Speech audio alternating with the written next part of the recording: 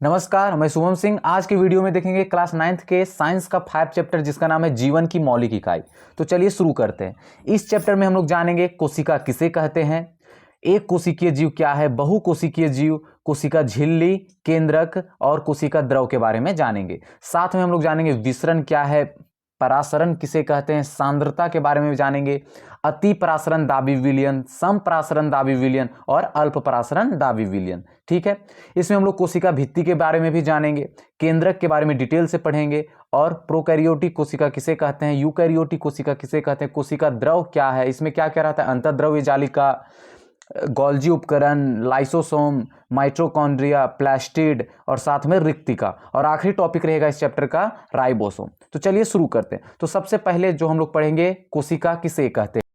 सजीवों की क्रियात्मक एवं संरचनात्मक इकाई को कोशिका कहते हैं। मतलब शरीर का वह सबसे छोटा भाग जो काम करे और उसका संरचना हो, उसे क्या बोलेंगे, कोशिका कहेंगे। ठीक है, तो इसकी खोज किसने की, तो मृत कोशिका की खोज रॉबर्ट हुक ने 1665 में कॉर्क में किए थे। किस चीज में, कॉर्क, मतलब पेड़ की छाल में किए थे।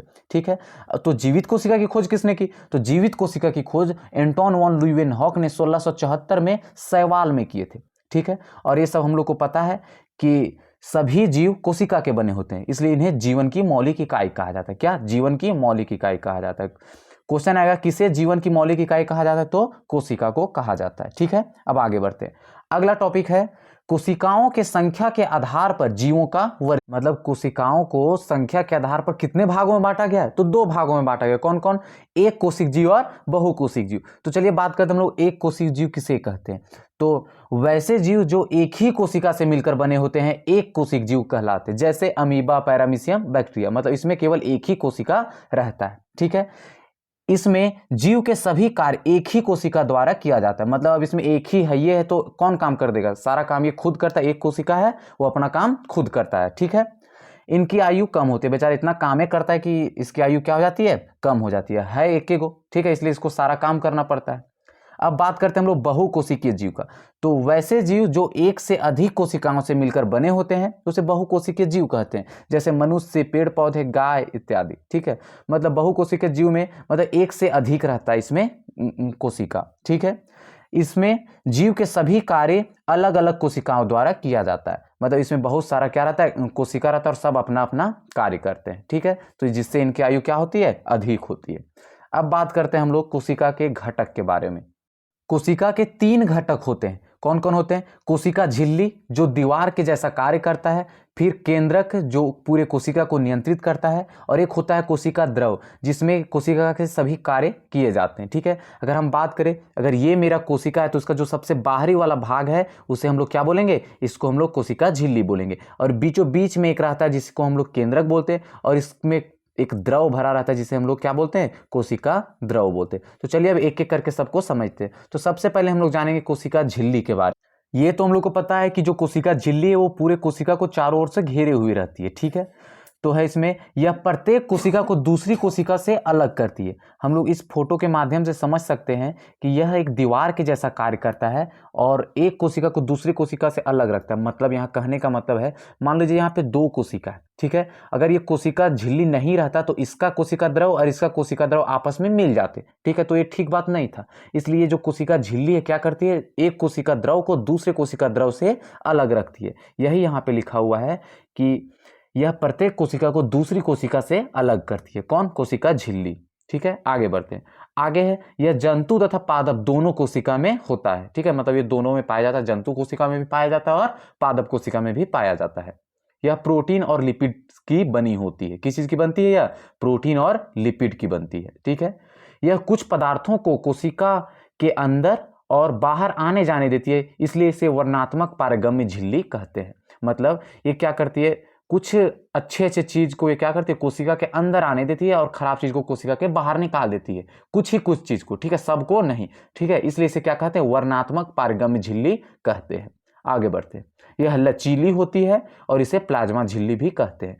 किससे प्लाज्मा झिल्ली कहा जाता है, तो कोशिका झिल्ली को कहा जाता है। आगे बढ़े, बस इतना ही था। ठीक है, अब हम लोग बात करेंगे कोशिका झिल्ली से पदार्थों का आवागमन किस प्रकार होता है। तो इसमें दो प्रकार से पदार्थों का आवागमन होता है। पहला है विसरण। तो विसरण में कैसे होता है, इसमें पदार्थों की गति उच्च सांद्रता से निम्न सांद्रता की ओर होती है। किसकी गति, पदार्थों की गति। यहां पे ये ध्यान देना है, पदार्थों की गति कहां से, उच्च सांद्रता से निम्न सांद्रता की ओर होती है, जैसे ऑक्सीजन और कार्बन डाइऑक्साइड। ठीक है, आगे है परासरण। तो इसमें क्या है, इसमें द्रवों की गति उच्च सांद्रता से निम्न सांद्रता की ओर होती है। विसरण में है पदार्थ और इसमें क्या है, द्रव। इस बात को हम लोग को ध्यान में रखना है। जैसे में जल, क्वेश्चन आएगा किस विधि के माध्यम से ऑक्सीजन कोशिका झिल्ली के बाहर या अंदर जाता है, तो वह विसरण के माध्यम से। ठीक है, आगे बढ़ते हैं, ये इतना ही था। आगे है सांद्रता किसे कहते हैं, किसी विलायक में विलय की घुली हुई निश्चित मात्रा को उस विलयन की सांद्रता कहते हैं। मतलब अगर हम एक गिलास पानी लेते हैं उसमें कितना नमक घोले कि वो पूरा का पूरा घुल जाए, उसमें ना खाली जगह बचे ना एक्स्ट्रा नमक उसमें बचे, उसे क्या बोलेंगे, उस विलयन का सांद्रता बोलेंगे। ठीक है, तो हम लोग देखेंगे इसमें सांद्रता के अनुसार विलयन के प्रकार। तो इसमें 3 प्रकार के होते हैं, अति परासरण दाबी विलयन, सम परासरण दाबी विलयन और अल्प परासरण दाबी विलयन। तो चलिए एक एक करके सबको समझते हैं। तो सबसे पहले हम लोग जानेंगे अति परासरण दाबी विलयन के बारे में। जब कोशिका के अंदर की सांद्रता बाहर की सांद्रता से अधिक होती है तो कोशिका के अंदर से जल निकल जाता है और कोशिका सिकुड़ जाती है। मतलब मान लीजिए ये कोशिका है और इसकी अंदर की सांद्रता बहुत अधिक है और बाहर की सांद्रता कम है, तो क्या करेगी, तो इससे जल बाहर निकल जाएगा और बाहर निकलने के कारण ये जो कोशिका है वो सिकुड़ जाएगा। इस फोटो के माध्यम से हम लोग समझ सकते हैं कि जब कोशिका से जल बाहर निकलता है तो कोशिका किस प्रकार सिकुड़ जाती है। ठीक है, आगे बढ़ते हैं। अगला जो टॉपिक है वो है समपरासरण दाबी विलयन। इसमें क्या होता है, जब कोशिका के अंदर की सांद्रता और बाहर की सांद्रता समान हो तो कोशिका के आकार में कोई परिवर्तन नहीं होता।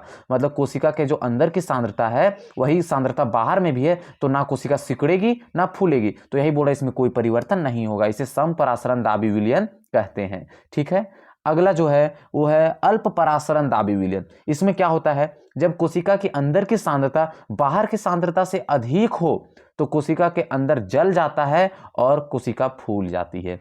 मतलब क्या है, जो कोशिका के अंदर की सांद्रता है वो बाहर की सांद्रता से कम होती है। मतलब ये कोशिका है, इसकी सांद्रता की बात करें तो बाहर अधिक सांद्रता है और अंदर कम सांद्रता है, तो क्या होगा, जो पानी है वो बाहर से जाएगा अंदर की ओर जाएगा, पानी कोशिका के अंदर जाएगा बाहर से अंदर की ओर, जिसके कारण पानी के अंदर जाने से क्या होगा, कोशिका फूल जाएगा। हम लोग इस फोटो के माध्यम से समझ सकते हैं कि पानी किस प्रकार कोशिका के अंदर जा रहा है और कोशिका फूल रही है। ठीक है, आगे बढ़ते हैं। अब हम लोग पढ़ेंगे कोशिका भित्ति के बारे में। यह पादप कोशिका का सबसे बाहरी झिल्ली होता है। मतलब अगर हम बात करें, मान लीजिए ये है कोशिका झिल्ली, इसके अंदर है केंद्रक और यहाँ भरा पड़ा है कोशिका द्रव। और बात करें कोशिका भित्ति की, तो जो कोशिका भित्ति है वो कोशिका झिल्ली के बाहर बाहर पाया जाता है और यह केवल कहाँ पाया जाता है, यह केवल पेड़ पौधों में ही पाया जाता है। यह जंतु कोशिका में नहीं पाई जाती। ठीक है, यह सेलुलोज की बनी होती है। किस चीज की बनी होती है, सेलुलोज की बनी होती है। यह सरंध्र, मोटी और मृत संरचना की होती है। ठीक है, और यही पेड़ों को क्या करता है, मजबूती प्रदान करता है। ये लास्ट वाला जो पॉइंट है वो लिखा हुआ है, दो कोशिका भित्तियों के बीच मध्य भित्ति होती है। मतलब मान लीजिए कोशिका भित्ति एक ये है कोशिका भित्ति और एक ये है कोशिका भित्ति, तो इनके बीच में भी एक दीवार टाइप का होता है जिसे हम लोग क्या बोलते हैं, जिसे हम लोग बोलते हैं मध्य भित्ति। ठीक है, कुछ कोशिका भित्तियों के बीच में, मतलब सभी कोशिका भित्तियों के बीच में एक दीवार टाइप का होता है जिसे हम लोग क्या बोलते हैं, मध्य भित्ति बोलते हैं। ठीक है, तो चलिए अब हम लोग आगे बढ़ते हैं। आगे है केंद्र। ये जो केंद्रक है वो कोशिका के सभी कार्यों को नियंत्रित करती है। इसके चारों ओर दोहरी संरचना वाली झिल्ली पाई जाती है जिसे केंद्रक झिल्ली कहते हैं। मतलब अगर हम केंद्रक की बात करें तो केंद्रक दोहरी संरचना वाली झिल्ली से घिरा रहता है और इसके अंदर क्या रहता है, एक द्रव पाया जाता है। क्या पाया जाता है इसके अंदर, इसके अंदर द्रव पाया जाता है जिसे कहते हैं केंद्रक द्रव। वही अगला लिखा हुआ है, इसके अंदर द्रव पाया जाता है जिसे केंद्रक द्रव कहते हैं। ठीक है, आगे देखते हैं। आगे का पॉइंट है, केंद्रक द्रव में केंद्रिका और गुणसूत्र पाया जाता है। इस वीडियो में आप देख सकते हैं इसके अंदर केंद्रिका और गुणसूत्र पाया जाता है। ठीक है, गुणसूत्र मतलब क्रोमोसोम डीएनए के बने होते हैं। ये गुणसूत्र किस चीज के बने होते हैं, डीएनए के बने होते हैं और डीएनए में आनुवांशिक गुण होते हैं। ठीक है, चलिए अब आगे देखते हैं। आगे है केंद्रक के आधार पर कोशिका का वर्गीकरण।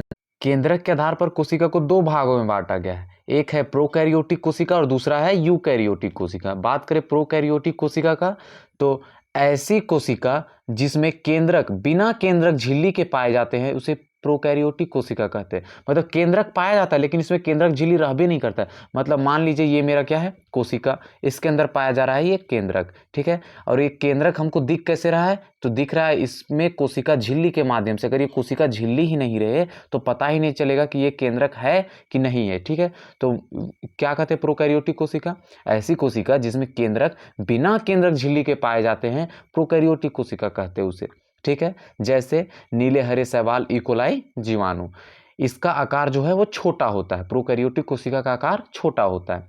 बात करें यूकैरियोटिक कोशिका का, तो इसमें ऐसी कोशिका जिसमें केंद्रक झिल्ली के साथ पाया जाता है यूकैरियोटिक कोशिका कहलाता है। ये नॉर्मल रहता है, ठीक है। इसमें केंद्रक झिल्ली भी पाया जाता है, जैसे बहुकोशिकीय जीव, अमीबा। और जो इसका आकार क्या होता है, बड़ा होता है। यूकैरियोटिक कोशिका का आकार बड़ा होता है और प्रोकैरियोटिक कोशिका का आकार छोटा होता है, ठीक है। आगे देखते हैं। अब देखेंगे कोशिका द्रव के बारे में। तो यह एक जलीय द्रव है जिसे सिस्टोल कहते हैं। इनमें अनेक प्रकार के प्रोटीन पाए जाते हैं। इस द्रव में अनेकों प्रकार के प्रोटीन पाए जाते हैं।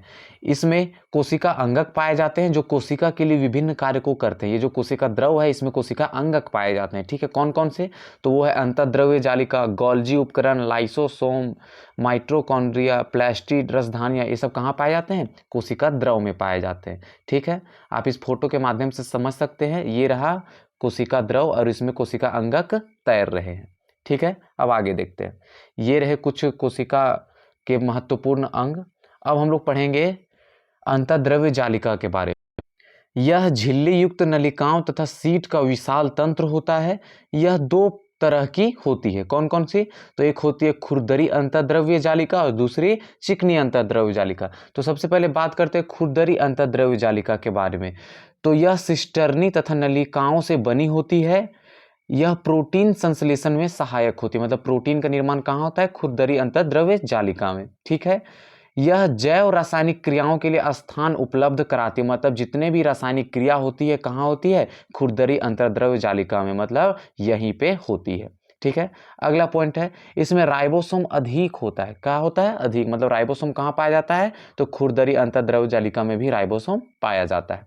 अब बात करते हैं हम लोग चिकनी अंतःद्रव्य जालिका के बारे में। तो यह झिल्ली तथा नलिकाओं से बनी होती है। ये खुरदरी सिस्टर्नी तथा नलिकाओं से और ये झिल्ली तथा नलिकाओं से बनी होती है। यह लिपिड बनाने में मदद करती है। खुरदरी में प्रोटीन बनता है और चिकनी में लिपिड बनता है, ठीक है। आगे बढ़ते हैं। इसमें राइबोसोम कम होता है, मतलब ना के बराबर ही होता है, ठीक है। अब हम लोग देखते हैं अंतःद्रव्य जालिका के कार्य। ये जो अंतःद्रव्य जालिका है वो कोशिका द्रव और केंद्रक के बीच परिवहन का कार्य करती है। मतलब केंद्रक से कोशिका द्रव में कुछ लाना है या कोशिका द्रव से केंद्रक में कुछ ले जाना है तो उसके बीच परिवहन का कार्य कौन करता है, ये अंतःद्रव्य जालिका करता है, ठीक है। यह जैव रासायनिक क्रियाओं के लिए स्थान उपलब्ध कराती है। अभी हम लोग पढ़ के आए कि मतलब जितने भी जैविक रासायनिक क्रियाएं होती है कहाँ होती है, अंतःद्रव्य जालिका में, ठीक है। अगला पॉइंट है, यह वसा, स्टेरॉयड, कोलेस्ट्रॉल के पाचन में मदद करती है। अगला पॉइंट है, यह कोशिका में विष तथा दवा को खत्म करने में मदद करती है। मतलब ये अगर कोई विष है या दवा है तो उसका पाचन कहाँ होता है, तो अंतःद्रव्य जालिका में होता है, ठीक है। अगला पॉइंट है, कुछ प्रोटीन और लिपिड से कोशिका झिल्ली का निर्माण किया जाता है और इसी निर्माण प्रक्रिया को बायोजेनेसिस कहा जाता है। मतलब इसके द्वारा जो प्रोटीन और लिपिड का निर्माण होता है उससे क्या बनता है, उससे जाके कोशिका झिल्ली का निर्माण होता है और इसी प्रक्रिया को बायोजेनेसिस कहते हैं, ठीक है। अब आगे देखते हैं। आगे है गोल्जी उपकरण। यह पतली झिल्ली युक्त पुटिकाओं का समूह है। पुटिकाएं एक दूसरे के ऊपर समांतर होती है जिसे कुंडिका कहते हैं। ये रहा पुटिका और यह एक दूसरे के क्या है, समांतर है, इसलिए से हम लोग क्या कहते हैं, इसे कुंडिका कहा जाता है। आप इस फोटो में देख सकते हैं, ठीक है। आगे बढ़ते हैं।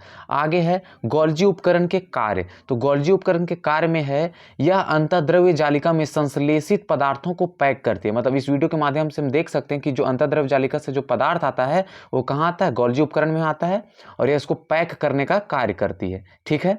अगला पॉइंट है, यह लाइसोसोम का निर्माण करती है। मतलब लाइसोसोम का निर्माण कहाँ होता है, यही गोल्जी उपकरण में ही होता है, ठीक। आगे है, यह पदार्थों को पुटिकाओं में संचित करती है। मतलब कुछ पदार्थों को यह पुटिकाओं में मतलब यहाँ पे संचित कर लेती है, ठीक। और फिर जरूरी के अनुसार उनको बाहर निकालते रहती है। अगला पॉइंट देख रहे हैं लाइसोसोम, जिसका निर्माण कहाँ हो रहा था, गोल्जी उपकरण में हो रहा था। तो इसका पहला पॉइंट है, इसका निर्माण गोल्जी उपकरण द्वारा होता है, जो अभी हम लोग देख चुके हैं, ठीक है। इसमें बहुत शक्तिशाली पाचनकारी एंजाइम होते हैं। इसे आत्मघाती थैली भी कहा जाता है। क्यों कहा जाता है, अभी हम देखें, इसमें बहुत शक्तिशाली पाचनकारी एंजाइम होते हैं और इसका निर्माण कहाँ होता है, गोल्जी उपकरण में होता है। मतलब इसको ऐसे समझिए, मान लीजिए यहाँ पे एक कोशिका ये रहा, एक कोशिका ये, एक कोशिका ये। अब इस कोशिका के कारण दूसरे कोशिका, इस कोशिका के कारण दूसरे कोशिका को प्रॉब्लम आ रहा है, क्योंकि ये अपना जो कार्य कर रहा है वो ठीक ढंग से नहीं कर पा रहा है। तो क्या करता है यहाँ पे लाइसोसोम, तो इसके अंदर जितने भी लाइसोसोम है वो फट जाते हैं, जिसके कारण इसका शक्तिशाली पाचनकारी एंजाइम बाहर निकल जाता है और यह कोशिका नष्ट हो जाता है। इसलिए इसे क्या कहते हैं, आत्मघाती थैली भी कहते हैं, ठीक है। आगे बढ़ते हैं। आगे है, इससे हाइड्रोलाइटिक एंजाइम निकलता है। कौन सा एंजाइम निकलता है, हाइड्रोलाइटिक एंजाइम निकलता है, ठीक है। इसके कार्य की बात करें, लाइसोसोम के कार्य की बात करें, तो इसका जो है कार्य, यह कोशिका को साफ करते हैं, ठीक है। इसका काम क्या है, कोशिका को साफ करना। यह कोशिका अंगक के टूटे फूटे भागों को पाचित करते हैं। आप इस वीडियो के माध्यम से देख सकते हैं।